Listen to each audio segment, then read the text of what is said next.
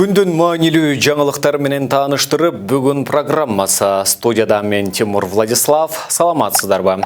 Алгач чыгарылыштын кыскача мазмуну менен таанышып алыңыздар. Чодуев чуу чыгарда. Келгенине жарым жыл боло элек айыл чарба министрин кетсин деп талап кылып чыккандар кол чогултууда. Азимбек Бекназаров уулун үйлөнтүп саясатчыларды тойго чогултту. Тойго Жээнбеков менен Матраимов дагы чакырылган. Калькулятор бала Россияга барып баарын таң калдырды. 12 жашар Арсен өзгөчө таланты үчүн инисине рахмат айтат.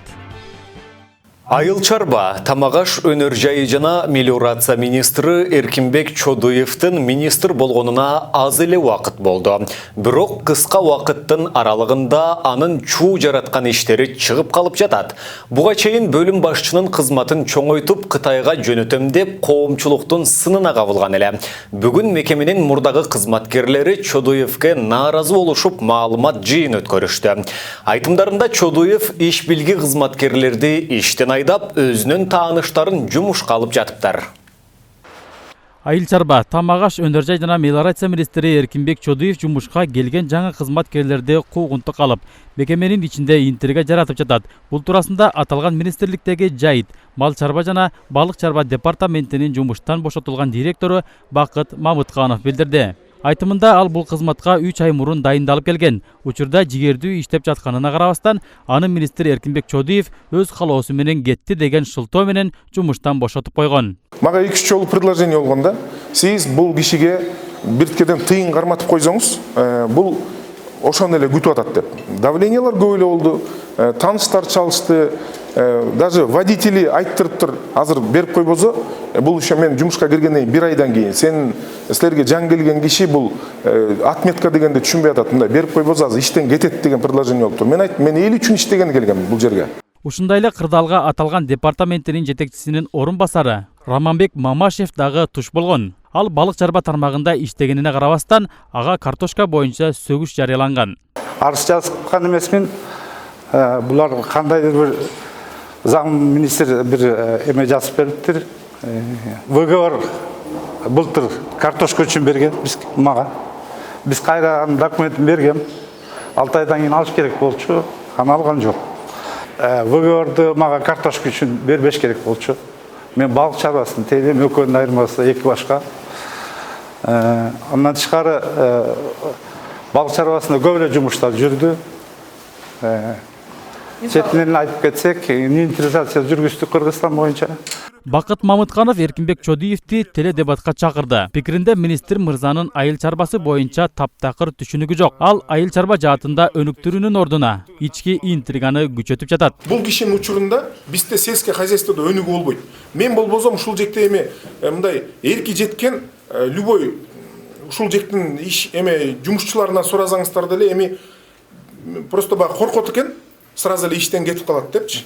Ошон үчүн айта албай коюш мүмкүн. Атак бул жекте акырын мындай мону микрофонго эмес сурасаңар, мен ойлойм биякта 50-60% ушул мен айткан эмемди далилдеп бере алат. Мамыткановдун мындай билдирүүсүнөн кийин биз айыл чарба министрлигинин өкүлдөрүнөн жооп алууга аракет кылдык. Журналисттер тобу Эркинбек Чодуевдин отурган иш бөлмөсүнө барды.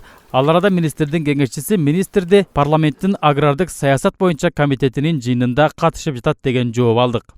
Министрди күтүп алабыз ошондо. Жогорку кеңештен качан келерин билбейт экен. Бирок министрдин кеңешчиси журналисттерди алдап койгон бу ким билет. Агрардык саясат боюнча комитеттин жыйынында Чодуев эмес, анын орун басары Жаныбек Керималиев отуруптур. Ошентип министр Чодуев тараптан алгылыктуу жооп болгон жок. Анын ишине айрым эл өкүлдөрүнүн дагы ичи чыкпай келүүдө.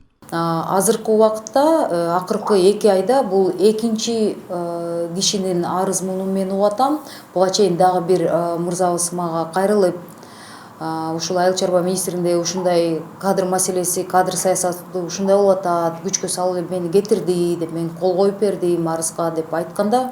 Эркинбек Чодуев тууралуу чуулуу маалымат биринчи жолу чыккан жок. Буга чейин ал бөлүм башчысынын кызматын чоңойтуп Кытайга жөнөтөм деп коомчулук билип калып уят болгон эле. Эми минтип өзүнүн кол алдында иштеген кызматкерлеринен акча сурап отметка кылбаса куугунтук кылганы айтылып жатат.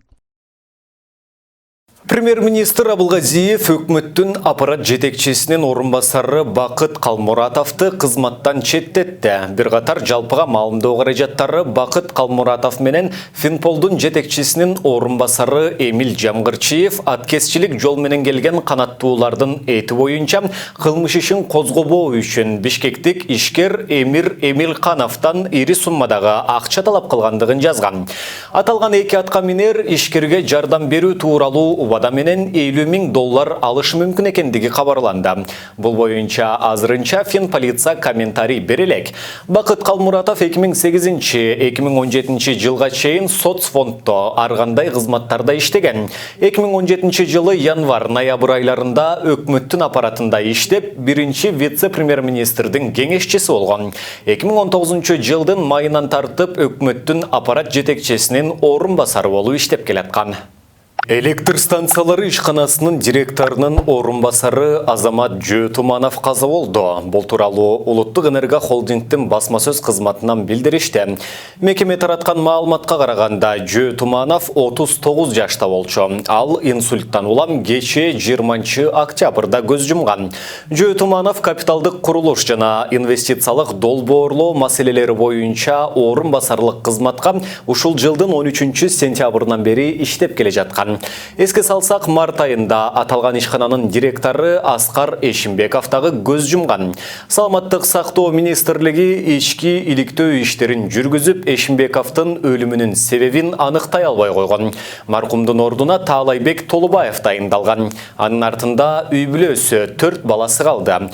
Жалбырак ТВ каналынын жамааты маркумдун жакындарына көңүл айтып, аза кайгыларын тең бөлүшөт. Президент Сооронбай Жээнбеков иш сапары менен Японияда жүрөт. Бул тууралуу президенттин аппаратынын маалыматтык саясат бөлүмү билдирди. Жээнбеков иш сапарынын алкагында Япониянын императору Нарухитонун такка отуруу аземине катышат. Ошондой эле Япониянын премьер-министри Синдзо Абе менен эки тараптуу жолугушуусу пландалган. Мындан сырткары президент Япониянын ири корпорацияларынын жетекчилери жана Японияда жашаган мекендештерибиз менен жолугушат.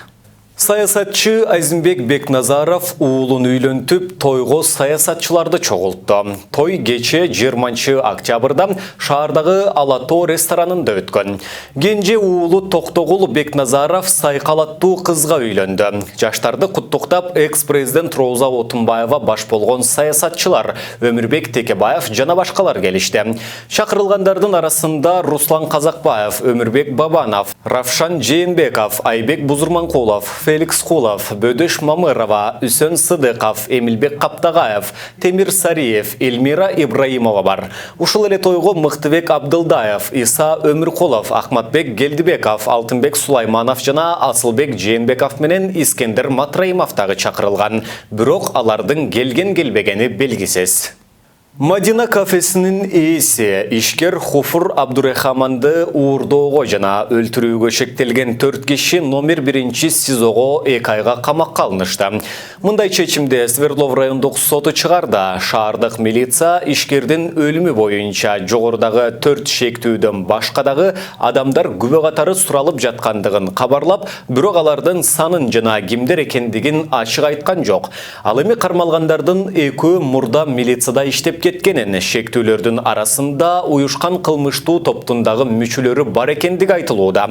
Ишкерди өлтүрүүгө шексин алган 4 киши 19 октябрда кармалышкан. Алар Абдурахмандын ак түстөгү BMW X5 унаасын кара түскө боюп салгандыгы аныкталган.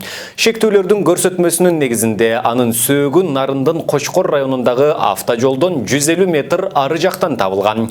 Анын сөөгү жерге 70-80 сантиметр тереңдикте көмүлгөн. 5 октябрда Хуфур Абдурахмандын агасы аны 4 октябрда ак түстөгү BMW X5 автоунаасы менен Мадина базарынан чыгып кеткен бойдон табылбай жаткандыгын айтып, милицияга арыз менен кайрылган.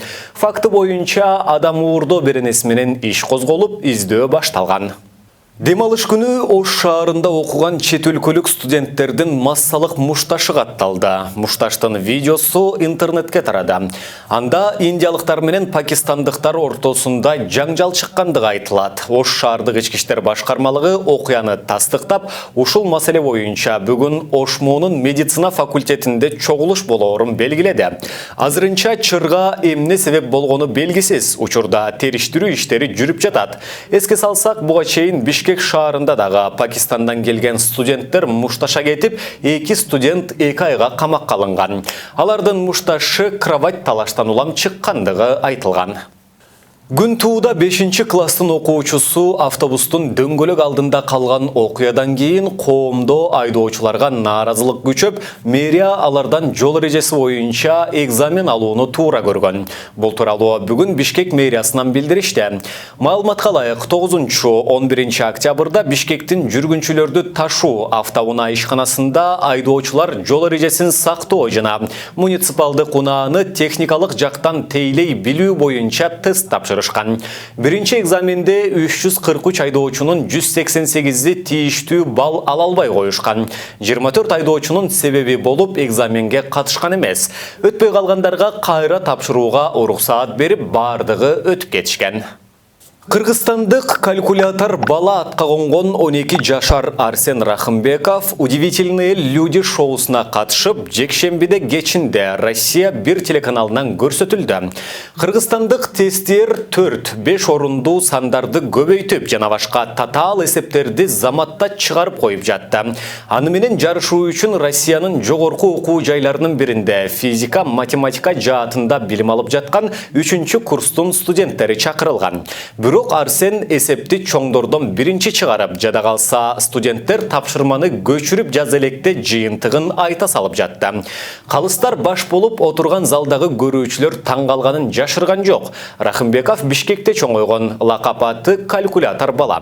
Учурда ал Бишкектеги эл аралык мектептердин биринде билим алат. 2 жылдан бери менталдык арифметикага барат. Буга чейин Германияда өткөн ООЗ-2 эсеп боюнча дүйнөлүк чемпиондукка катышкан. Ал эми жакында эле Ысык көлдө өткөн сынакта 1-чи орунду ээлеген.